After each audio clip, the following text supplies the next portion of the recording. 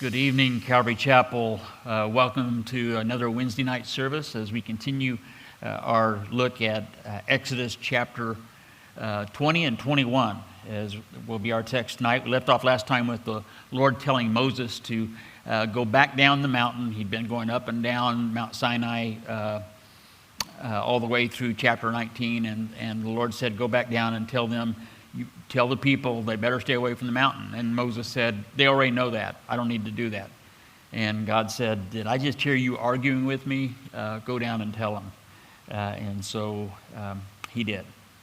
As we turn to Exodus chapter 20, join with me as we begin with a word of prayer.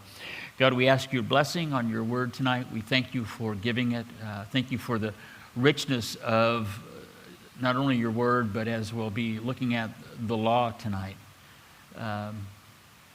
Give us your insight. Show us its relevance for the 21st century as we live in this period of the church age and look forward to the soon coming of your Son. So we give you this time and ask that you would teach us by your Spirit, spirit to spirit, through the word that you've preserved for us. In your Son's name, amen. So it starts off verse 1, as tonight we're going to be looking at the Ten Commandments. God spoke all these words saying, I am the Lord your God, who brought you out of the land of Egypt, out of the house of bondage. And so we come to the very first commandment, which is, you shall have no other gods before me. According to the gospel, according to the Smithsonian Channel, this is the result of the so-called development of societal evolution, that man started off polytheistic, and as they evolved as a culture and man became a little more sophisticated, they kind of whittled down their gods until they came to a point of monotheism. But according to the Bible and objective anthropology, polytheism was the result of the societal evolution, that in the beginning man was monotheistic. After the flood, there were 8 people, and they were all very much Yahweh worshipers and knew nothing else of any other gods. But it was very quick to, with Nimrod on the plain of Shinar, by the grandsons, by Noah's great-grandsons, we have polytheism being introduced. And when he says that you shall have no other gods before me, many of us kind of at least interpret it practically, maybe not theologically. We know the Bible study, the doctrine behind it, but at least practically we interpret that to mean that he should be the number one God. There shouldn't be any other gods above him. But we can have all our other sub-gods, our lower G gods that sometimes we plug in, sometimes we charge them up, sometimes we shine them up, and sometimes we just bow down to them. But God says don't have any other gods.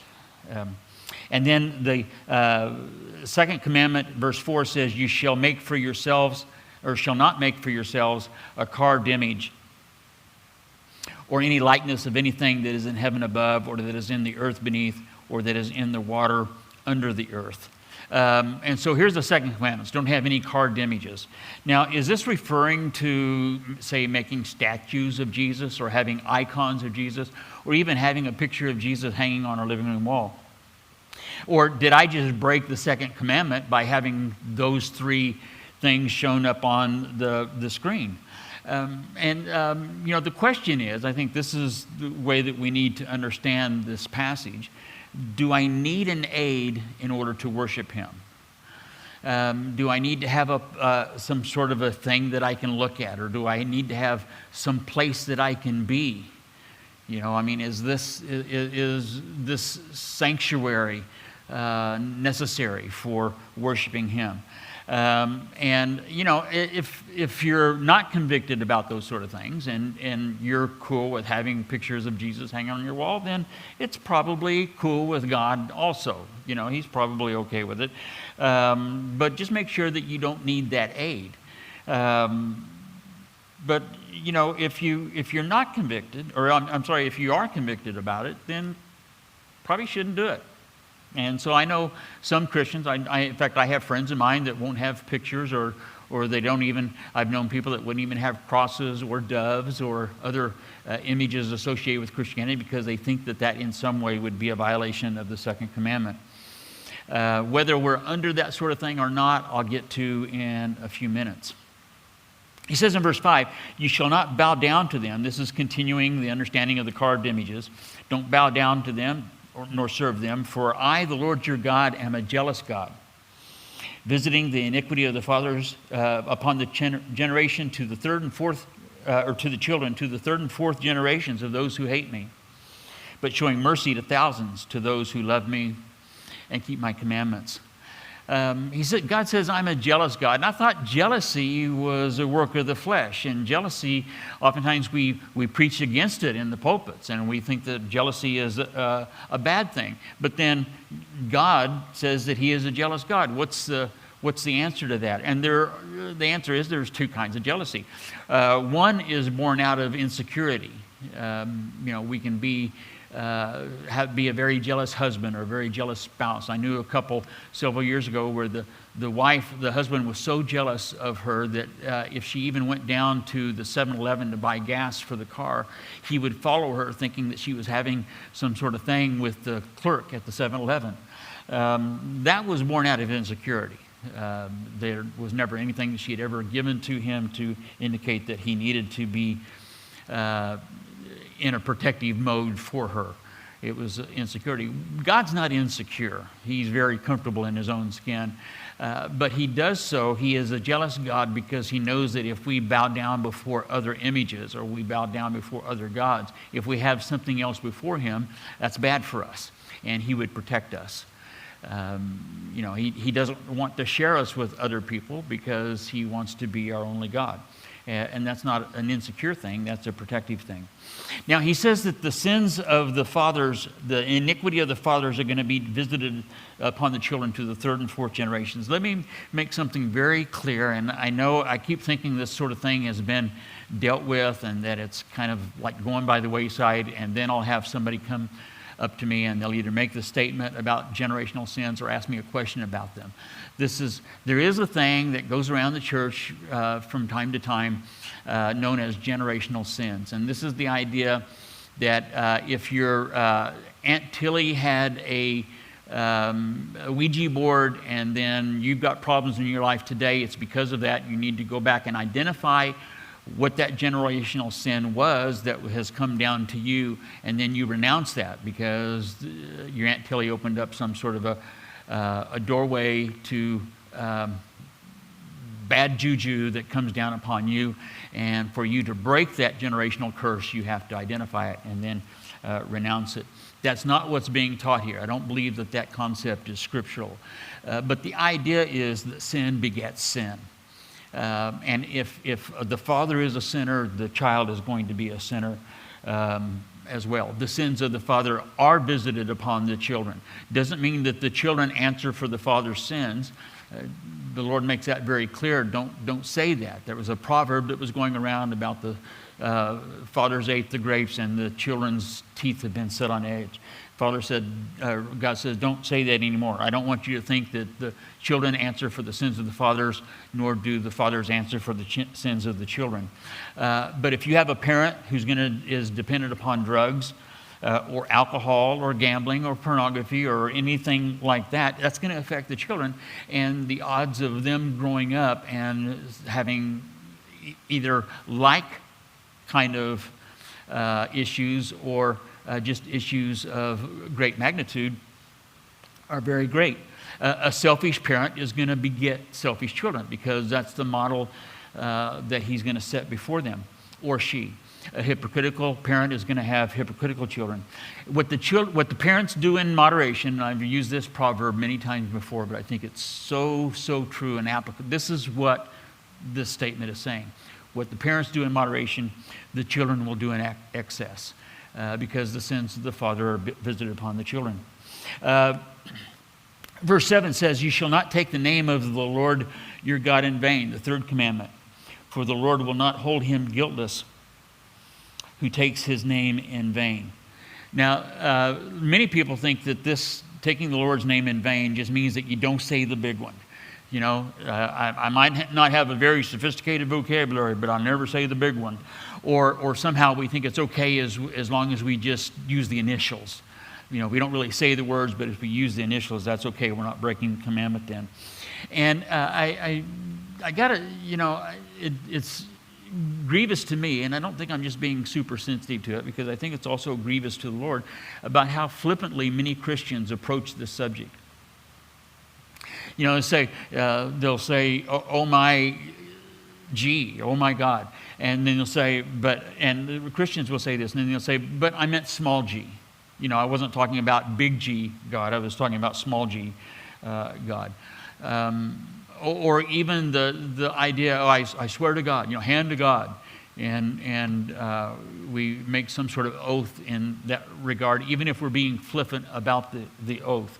I don't think any of those are pleasing to the Lord. I think that's all, you know, Jesus says, the reason why Jesus said don't swear is because if you have to swear by something in order to bolster your word, then your word's not worth anything anyway.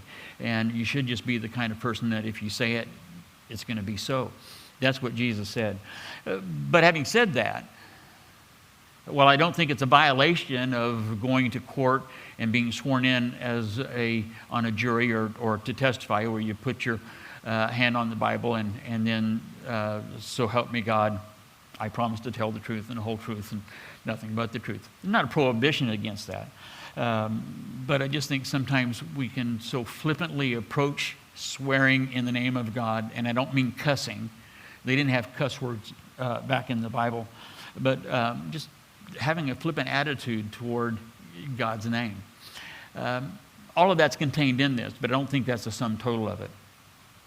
I think it means, you know, today we call ourselves Christians, or the term that's kind of in vogue in many circles to say that I'm a Christ follower or I'm a Jesus follower. And that's okay, that's good. But it's when we take the name of Jesus or take the name of God and not, we take it to ourselves, and then we don't have a walk that's worthy of the calling, like Ephesians 4:1 says. Whether it's, you know, we get to the workplace and we don't live like we do on Sundays, or we get in the home and there's a strong disconnect between the way that we talk to our spouse or our children in the home than how we do when we're in church. I think all of those sort of things are violations of the third commandment. Then he says in verse 8, remember the Sabbath. Remember the Sabbath day and keep it holy. 6 days you shall labor and do all your work, but the seventh day is the Sabbath of the Lord your God, and in it you shall do no work, you nor your son nor your daughter or your male servant or your female servant. Don't even want your cows or your stranger who is within your gates to do it. For in 6 days the Lord made the heavens and the earth and the seas and all that's in them, and he rested on the seventh day. Therefore the Lord blessed the Sabbath day and hallowed it. Fourth commandment, remember the Sabbath day and keep it holy. You know, as I was preparing for this, and as I've, you know, just studied the subject of the Ten Commandments, specifically this fourth one, for many years, commentators, you'll open up a commentary that has something to do about the Ten Commandments, the fourth commandment, and they're very quick to point out that this is the only commandment that isn't in some fashion reiterated in the New Testament. You know, Paul wrote, let him who steals steal no more. So we're told in the New Testament that we shouldn't steal, and so on and so forth. And in so doing, the commentators kind of bring out the point that the Sabbath doesn't apply to us. In fact, many of them say we have a new Sabbath. The new Christian Sabbath is Sunday. Well, there's no place in the Bible where that's taught. In fact, the word Sabbath means seventh. It comes from the word that's Hebrew word for seventh. And Sunday is never going to be the seventh day. It's the first day. Does this mean that we're under the other nine? Are we under the... Here's a way I think that we can understand this. Are we under the law today? Obviously not. You know, of course not.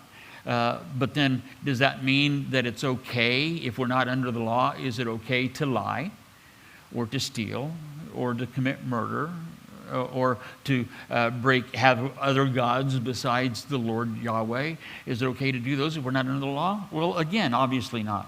So just because we're not under the law doesn't mean and which means when we say that we're not under the law, that means we're not saved by keeping the law. But it doesn't mean that we aren't called to honor its principles. I believe the law is eternal. It always has been and always will be a standard of right and wrong.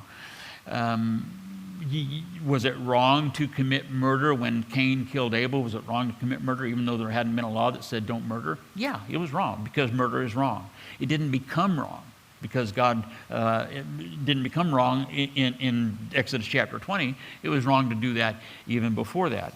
That's why Moses fled after he had killed the Egyptian. He knew it was wrong. And it will always be a standard of right and wrong. The law will be. But we're not saved by it because we can't be saved by it. The Jews weren't saved by keeping the law. They were told to keep it, but they were saved by faith in Yahweh. And the way that they demonstrated that faith was through the Levitical system. Well, we're saved by faith in Jesus and his finished work on the cross. So how does the Sabbath apply to us? Well, what was the purpose of the Sabbath? He explains it here. God created all things in 6 days, and then on the seventh day he rested because the work was finished.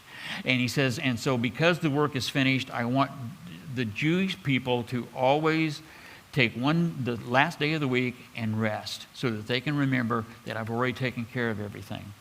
It was the purpose of the Sabbath was to show the Sabbath rest, or the finished work. And he says 6 days. I mean, there are many Christians today who think that the Sabbath as the seventh day is something that we're still under as Christians, and they won't work on Saturday. That's okay. I mean, if you don't want to work on Saturday, that's fine. But if you say that you're Sabbatarian, do you work on Sunday? Because it says on 6 days you shall work. And so if we're going to take this by what it says, we don't work on the seventh day, but we are supposed to work the other 6 days. And so, do you not have a 5-day work week then because you're keeping the Sabbath? I just, it's kind of interesting to me that the commandment that most of us think doesn't apply to us has the most verses associated with it. I think we are called to honor the Sabbath and to keep it holy. It's not something that we do once a week, though. It's something that we do, as Hebrews 3 and 4 tells us, that we rest in the finished work of Jesus Christ. And I love the Old King James where it says, therefore, diligently labor to enter into that rest. And by that, I would say that I'm a Sabbatarian. But it's not a 1 out of 7 days sort of a thing. For Christians, it should be a 24/7 kind of thing.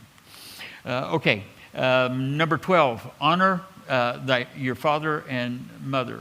Honor your father and mother, that your days may be long upon the land which the Lord your God is giving you. That's the 5th commandment. No, it would be, it's probably the cursor got moved on the other computer, is what usually causes that. The cursor should be resting on the right-hand monitor. 5th commandment, honor your father and mother that your days may be long in the land which the Lord your God is giving you. If we're still under the law, if we were still under the law, our country would be toasted just because of the violation of this law alone. If you think of the world stage, which country is it where this is most violated, where the parents, the mothers and fathers are showing the greatest lack of honor. And I think the United States would be at the top of the list of that. It's definitely one that has been shoved by the wayside by our non-Jewish culture, we might say. Where he says that the days may be long in the land. This isn't saying that if you are really good about honoring your father and mother, you'll live to be 128. I think that's probably a part of what a healthy lifestyle would look like, but that's not what's being said here. I think that it's a command that was given to the Jews, saying that if you do this, if you remember this fifth commandment, then you'll be in the land for a long time. But if your society breaks down, and this is the telltale sign of a broken society, then you won't stay there very long. Number 13, you shall not murder. This is the sixth commandment. And Old King James says, you shall not kill. It's kind of interesting to me that there are a lot of liberals who know nothing about the Bible, but they think they know this verse.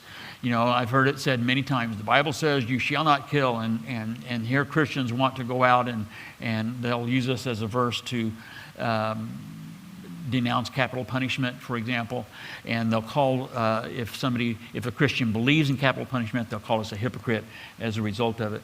But the word for murder here, where it says thou shalt not murder, is the word ratzak, and it's a very technical word. It doesn't mean kill. There are several different ways that we can kill as a culture, where a human being can take the life of another human being. And even in our jurisprudence, we have many different definitions. We have first-degree homicide, we have first-degree manslaughter, we have all these different, we have capital punishment with a civil execution. All of these are different. We have a just concept of a just war, where we go to war and we would take the life of another.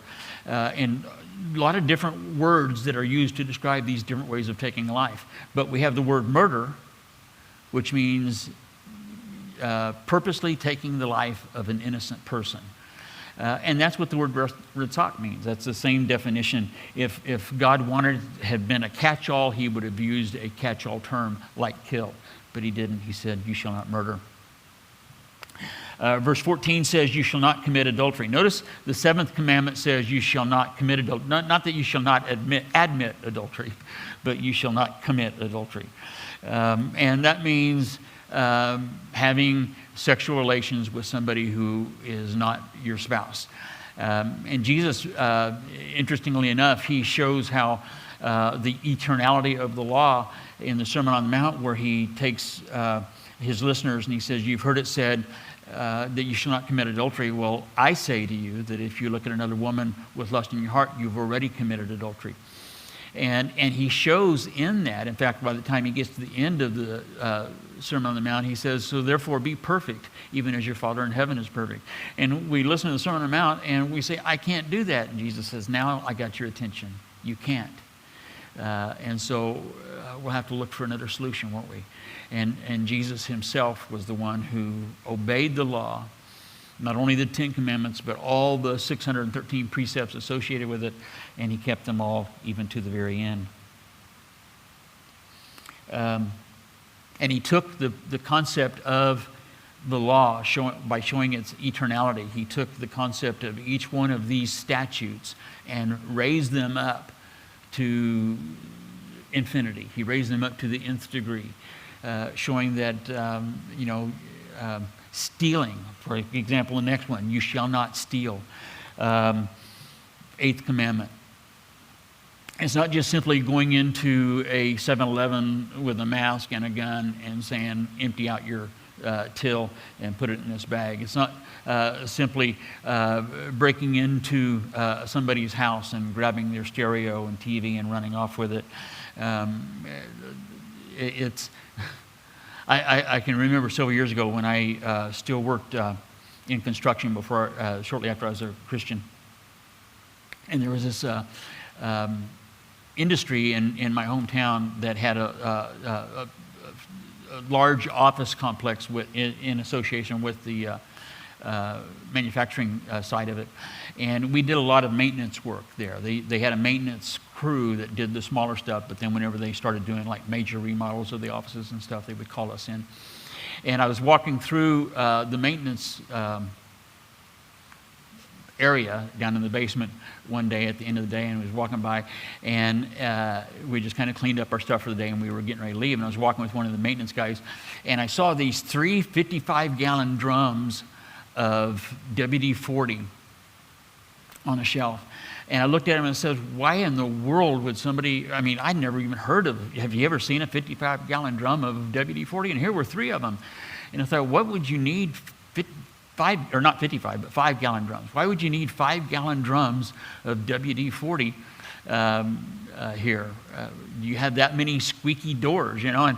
And the guy kind of laughed and he says, we have found that the only way that we can keep stuff that we need on hand here in the maintenance department is to buy it in such quantity that once everybody in the entire company has had enough to take home with them, then we'll have some left over.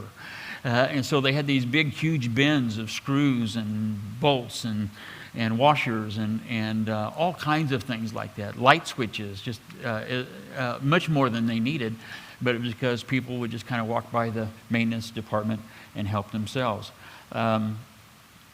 Paper clips from work, pencils, whatever it may be, you know, you shall not steal. Number 16, the 9th commandment. You shall not bear false witness against your neighbor. You know, sometimes we summarize that by saying you shall not lie. I used to work with a guy several years ago whose favorite cliche was, you're going to go to hell for lying. Well, no, you go for hell for not having Jesus as your Lord and Savior. But the 9th commandment says you shall not bear false witness against your neighbor. And it's interesting that according to the law, that if you bore false witness against a neighbor, if you said something before the judges that wasn't true and it was found out that it wasn't true, then whatever the sentence for the accusation that you're making against your neighbor, if you accused your neighbor of stealing, and then it found out that you were bearing false witness about that, then you had to pay the penalty. Even in the case of capital punishment.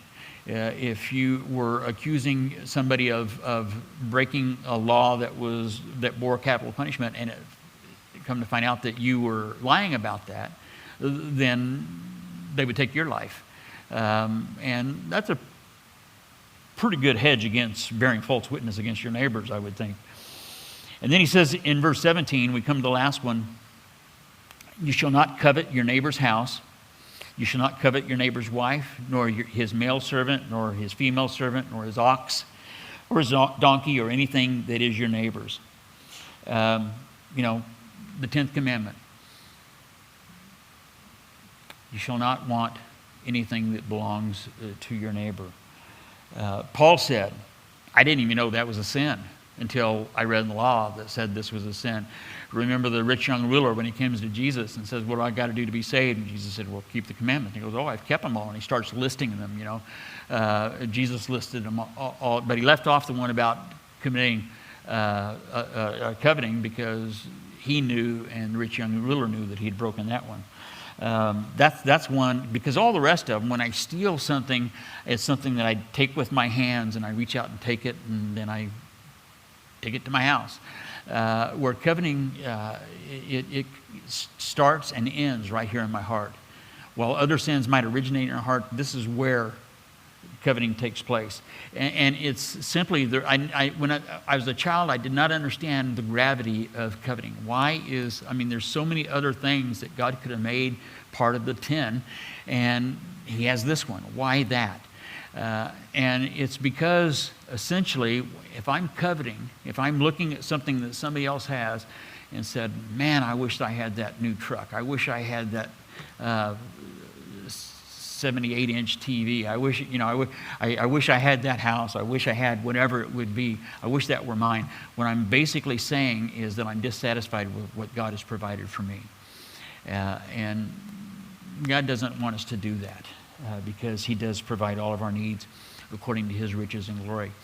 Paul, writing to the Colossian church, says in Colossians chapter 3, verse 5 says, therefore put to death your members which are on the earth, fornication and uncleanness and passion and evil desire and covetousness, which is idolatry.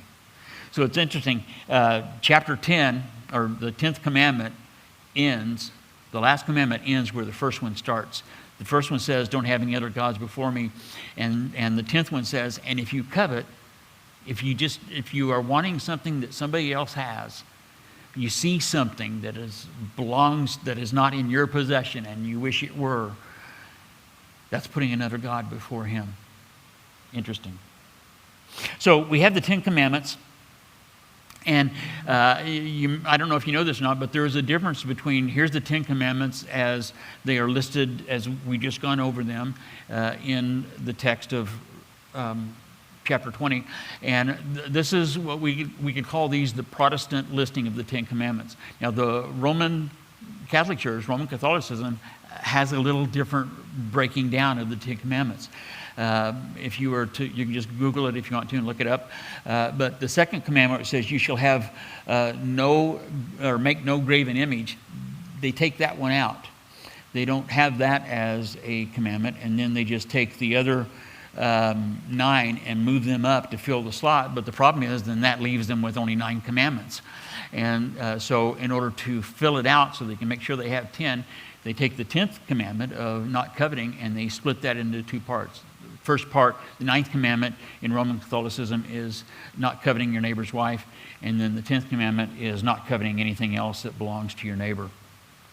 Not coveting his goods. And it's oftentimes been brought out that the first 4 commandments deal with our horizontal relationship with God. And then the last 6 commandments deal with our vertical relationship with God. The last 6 commandments deal with our horizontal relationship with man. And it's been brought out that when you take the 4 and the 6 and then you put them together, they form a cross. Don't know if that trips your trigger or not, but it's kind of a cool thing to think of. And if you like that, then you can pass it on to. I've got it from a lot of people.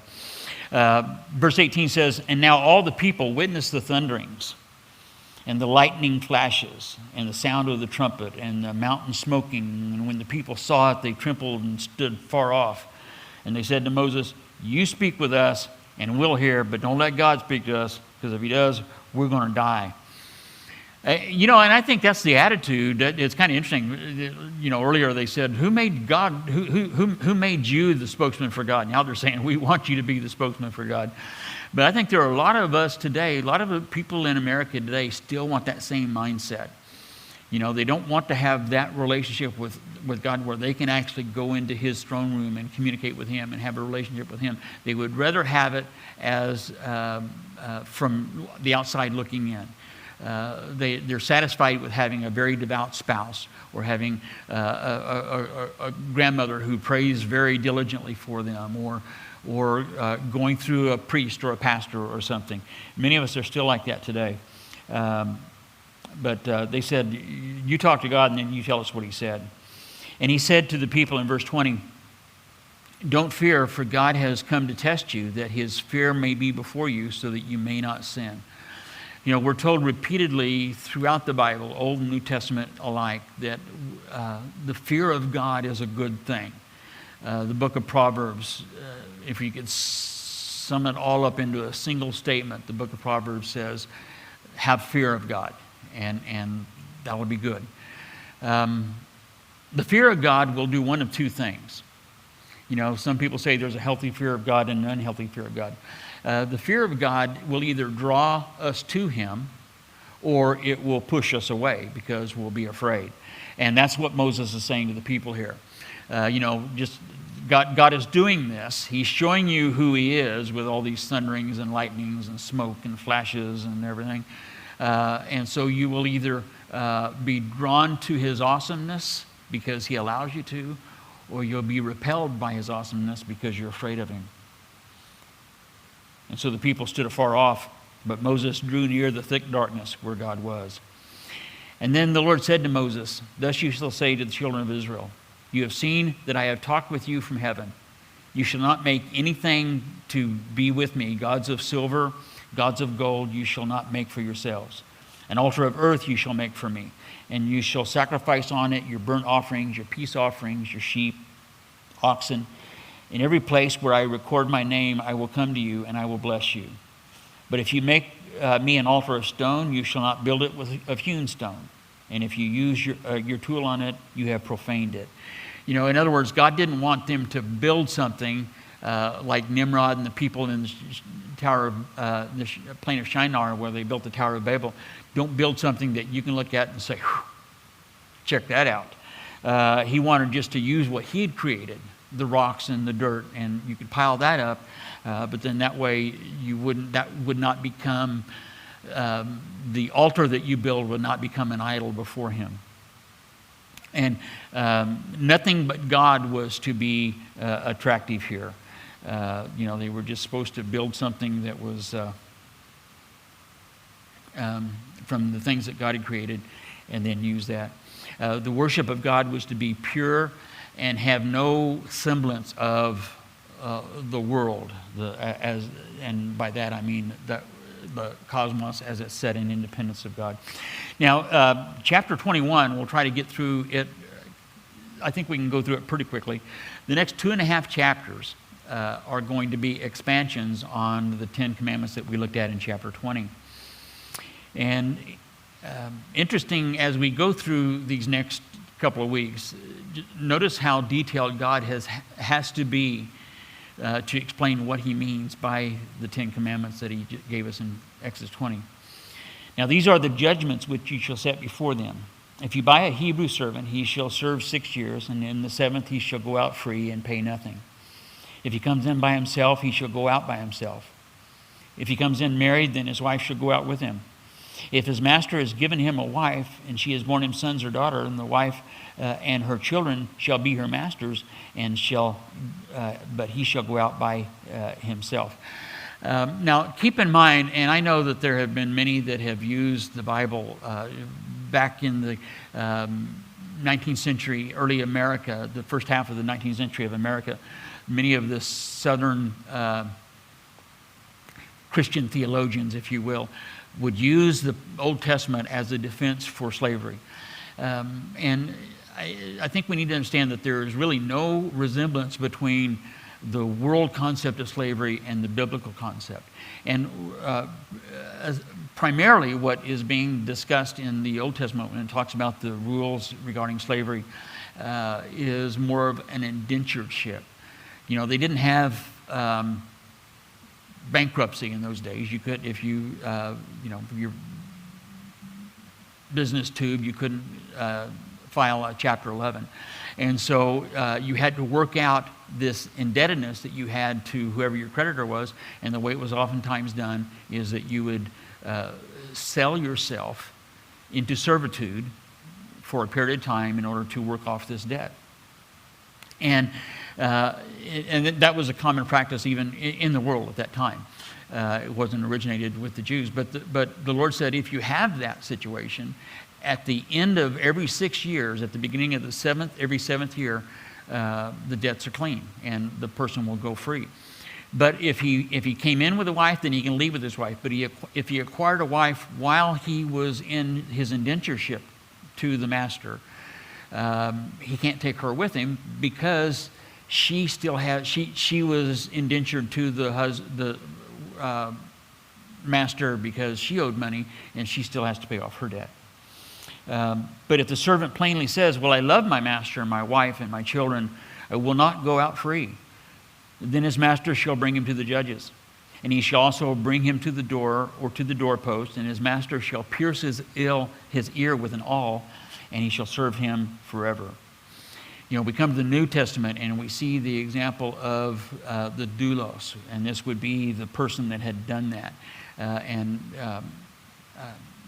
They would commit themselves to service to the master, and then they would pierce his ear and put a gold ring in it, and that would serve as a symbol to everybody. Every place the servant would go, it would be a sign that this person had voluntarily, willingly given his life for his master. And of course, Paul uses repeatedly in his writings the term, the New King James says bondservant, as a translation of the Greek word doulos. And we see that as a type of our servitude to the Lord, that we are bondservants of the Lord Jesus Christ. But then Jesus himself is the quintessential doulos. This is the type of Jesus.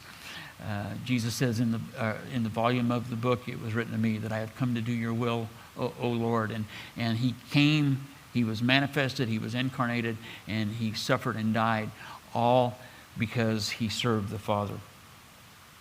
He says that if a person wants to do this, if they want to have this ear pierced, they will go to the judges. And here the judges are called Elohim, which is the Hebrew word for gods. And not saying that they are gods, but it's just showing the idea that they stand in that place of God, and that they are God's representatives of justice, and acknowledging that they will give an account for that. If a man sells his daughter to be a female slave, so maybe the guy's too old to go into indentureship, and so he lets his daughter go do it. She shall not go out as the male slaves do. If she does not please her master who has betrothed her to himself, then he shall let her be redeemed. What this is saying is that if a father does that with his daughter and gives her to the creditor for indentureship, and that would be in lieu of, he would basically be giving her to the master as his wife, and that would be in lieu of paying a dowry. The debt would be canceled that the father owed the master, in lieu of the master paying the dowry to the dad. And he shall have no right to sell her to a foreign people, since he has dealt deceitfully with her. If he's done that with her, then the guy can't say, well, I'll take your daughter as payment for what you owe me, and I'll take her as wife, and then as soon as he gets her, then he's going to sell her to the Moabites and get a price for her. He says he can't do that because she's not a piece of property that can just be bought and sold like that. If he has betrothed her to his son, he shall deal with her according to the custom of daughters. And if he takes another wife, he shall not diminish her food or clothing and her marriage rights. And if she does not do these three for her, then he shall go out free without paying money. We'll talk about the idea of polygamy at a later date. We don't really have time to go into that now, but let me just suffice it to say that this was never God's design. It's for this reason a man shall leave his father and mother and be joined to his wife, and the two shall become one flesh. Not three shall become one flesh, or four or five. That never was God's design. He who strikes a man so that he dies shall surely be put to death. However, if he did not lie in wait, but God delivered him into his hand, then I will appoint for you a place where he may flee. In other words, if a guy was a premeditated murder, okay, that's capital punishment. But if it wasn't premeditated, if it just so happened that because of in God's sovereignty he allowed this accident to happen, whatever it may be, your brakes went out in your chariot and you went off the road and you ran over the guy, and it wasn't premeditated, then there was going to be a provision in the law where you could go to the cities of refuge. And we'll go into that later. But he says, I'll appoint to you a place where he can flee. If a man acts with premeditation against his neighbor to kill him by treachery, then you shall take him from my altar that he may die. If he tries to go and grab hold of the horns of the altar, in those days it was kind of viewed like the altar. Remember when you used to play tag or kick the can, and you always had this place that was safe. It was home, where you could run and you would, it was base. Well, that's how the altar was. And he says if the guy goes to the altar and he claims safe because he's grabbing hold of the horns of the altar, and yet he committed murder, just ripped his hands off of the altar and take him out there and execute him. He who strikes his father or his mother, this is verse 15, shall surely be put to death. He who kidnaps a man and sells him, or if he is found in his hand, he shall be put to death. Interestingly enough, kidnapping was considered a capital punishment. In fact, even in our culture in America, it was capital punishment up until when I was a child. And I know that was a long time ago, but in my lifetime, it was capital punishment. It's only been in recent years that it hasn't been. And kidnapping was always a big thing. I mean, if there was one kidnapping when I was a kid, it would be national news. Now it's an everyday occurrence. So I wonder why. He who curses his father or his mother shall surely be put to death. Now, cursing doesn't mean using cuss words. As I said earlier, they didn't have cuss words in Old Hebrew. It was more like if a child would say, "I wish you were dead." That was, I'm uttering a curse upon my dad by saying, "I wish you were dead." A kid that would do that was to be put to death. Now, this isn't talking about a 6-year-old who has just, had his TV time taken away from him, and he says, "I hate you," or "I wish you were dead." But it would be talking about a kid that a child who is old enough to be accountable for their actions,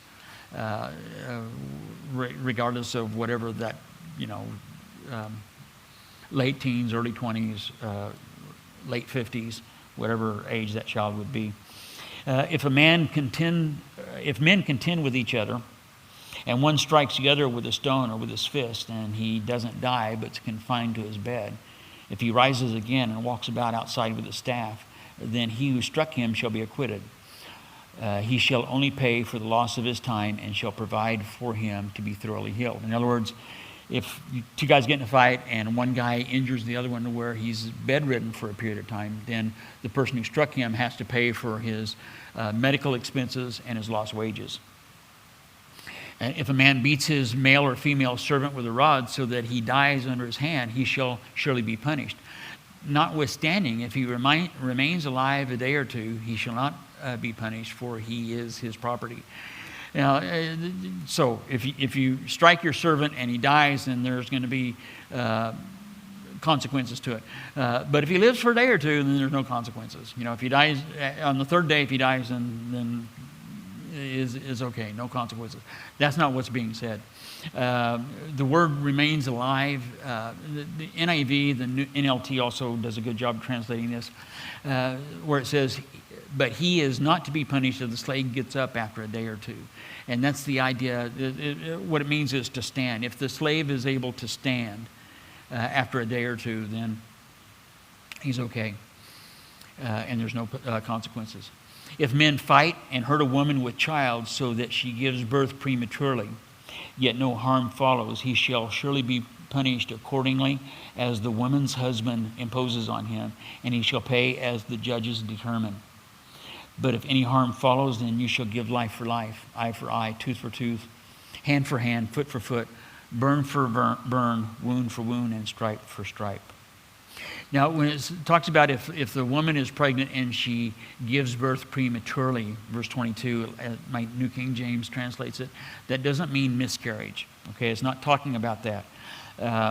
It's not talking about the well-being of the mother either. If it's saying that, if it's saying that as far as any harm following is talking about the mother, well, that's already covered.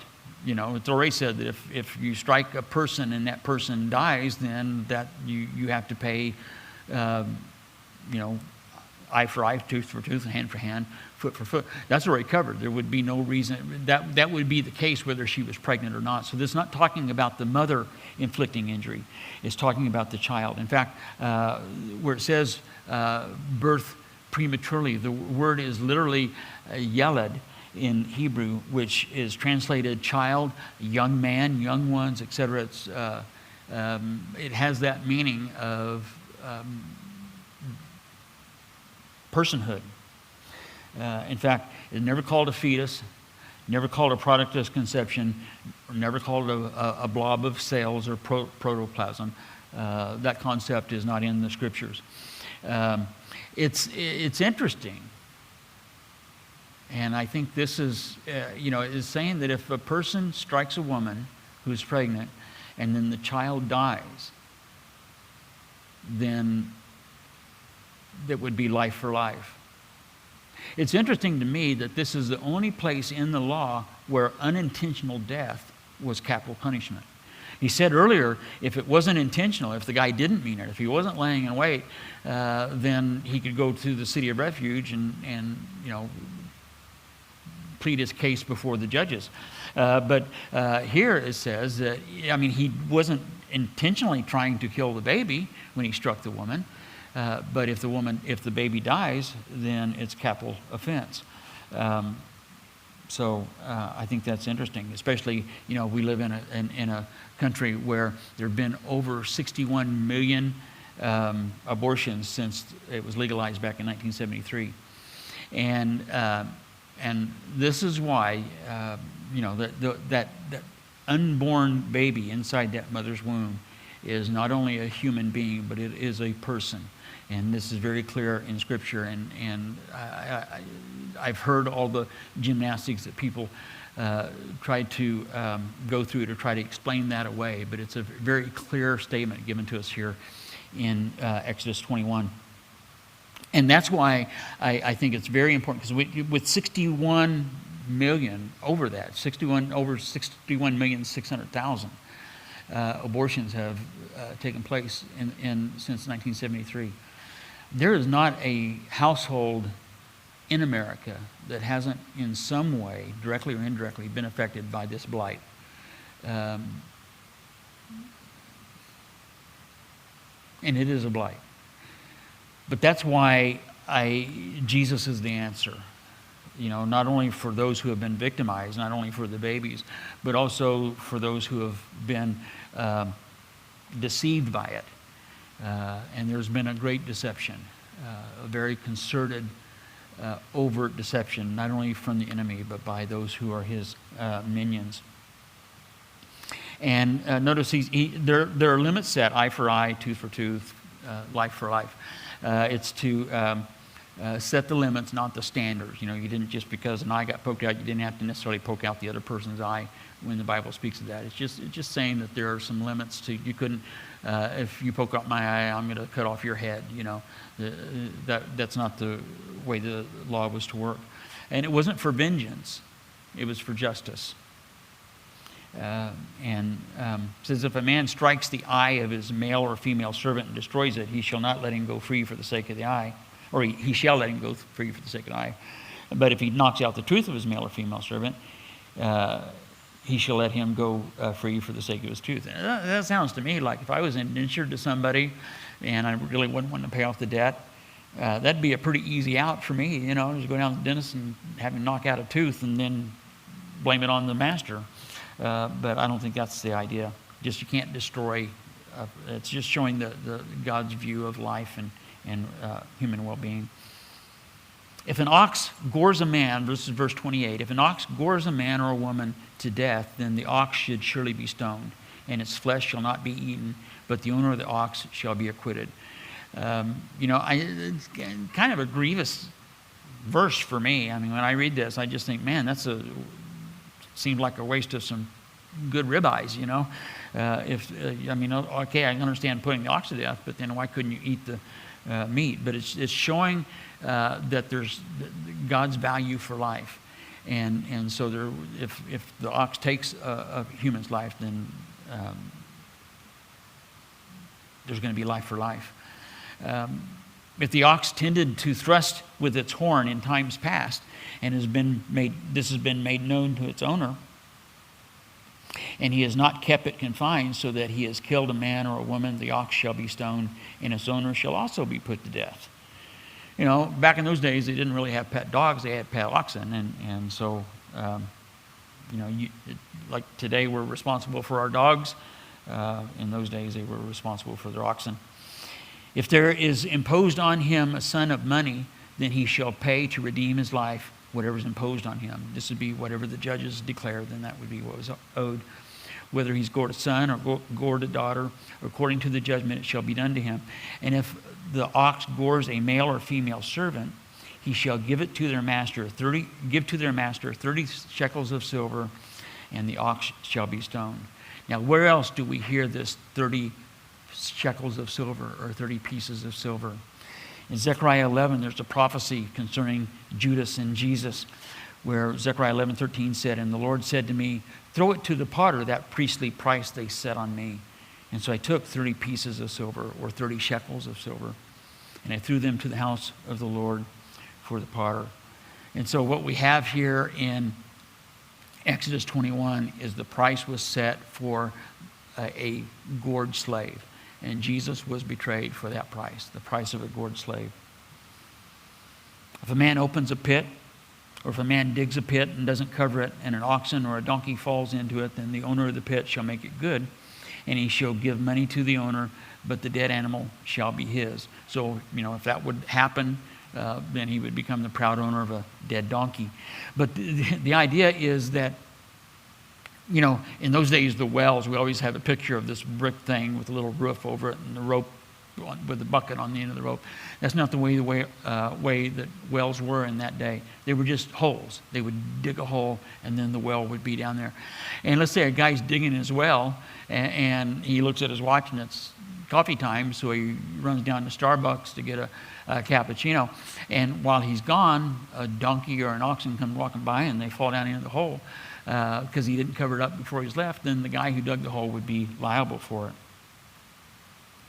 Verse 35 says, "If a man's ox hurts another so that it dies, then they shall sell the live ox and divide the money from it, and the dead ox they shall also divide." So in that case, I guess they could eat the ribeyes.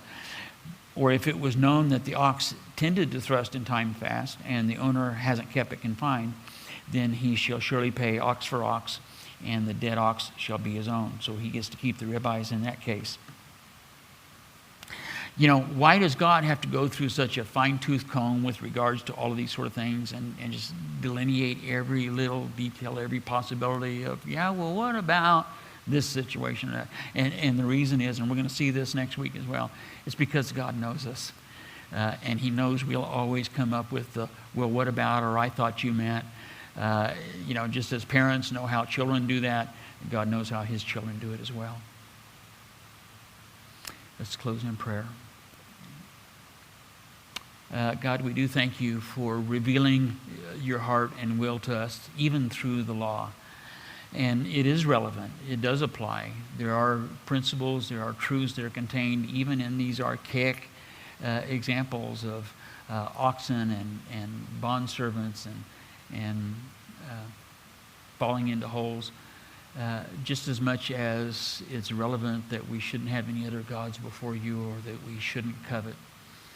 And so we thank you for revealing this to us, and we thank you for giving us all of your word, all of your precepts, and all of your commandments. We thank you for giving us Jesus, who did what we couldn't do.